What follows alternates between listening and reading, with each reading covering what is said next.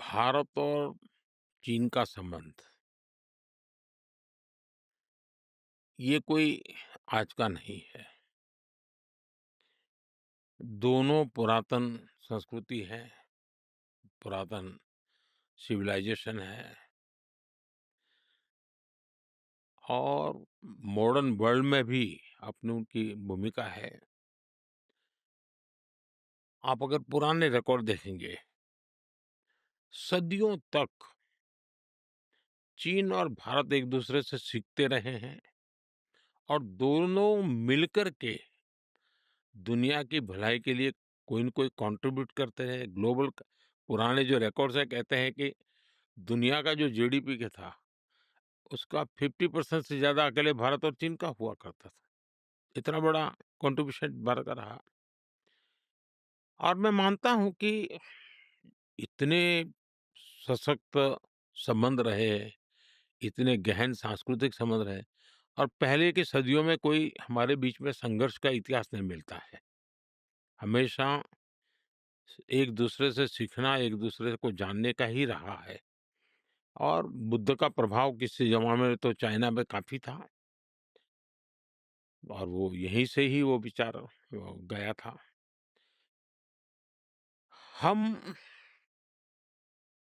भविष्य में भी इन संबंधों को ऐसे ही मजबूत रहना चाहिए, कंटिन्यू रहना चाहिए। ये हमारा हम जहाँ तक डिफरेंसेस तो होते हैं, 2 पड़ोसी देश होते हैं तो कुछ न कुछ तो होता है। ऑकेजनल डिसएग्रीमेंट भी बहुत स्वाभाविक है, कोई ऐसा तो हर चीज़ नहीं होता, एक परिवार में भी रहता है। लेकिन हमारी कोशिश है कि हमारे जो डिफरेंसेस हैं, डिस्प्यूट में ना बदले, उस दिशा में हमारा प्रयास रहता है।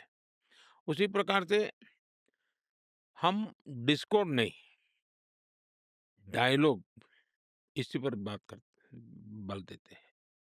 तभी जाकर के एक स्टेबल कोऑपरेटिव रिलेशनशिप और दोनों ही देशों के लिए बेस्ट इंटरेस्ट में है। ये सीख है कि हमारा सीमा विवाद चलता रहता है। तो 2020 में जो सीमा पर जो घटनाएँ घटी, उसके कारण हमारे बीच स्थितियाँ काफ़ी दूरी की बन गई। लेकिन अभी राष्ट्रपति शी के साथ मेरा मिलना हुआ।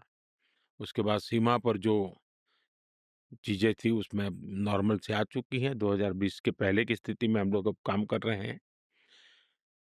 अब धीरे-धीरे वो विश्वास और वो उत्साह और उमंग और ऊर्जा वापस आ जाए, वो उसको एक थोड़ा समय लगेगा कि बीच में 5 साल का अंतराल गया है। हमारा साथ होना ना सिर्फ बेनिफिशियल है बल्कि ग्लोबल स्टेबिलिटी और प्रॉस्पेरिटी के लिए भी ज़रूरी है। और जब 21वीं सदी एशिया की सदी है, तो हम तो चाहेंगे कि भारत-चीन के बीच में स्पर्धा सब स्वाभाविक है। स्पर्धा कोई गलत चीज़ नहीं है। ये संघर्ष नहीं होना चाहिए।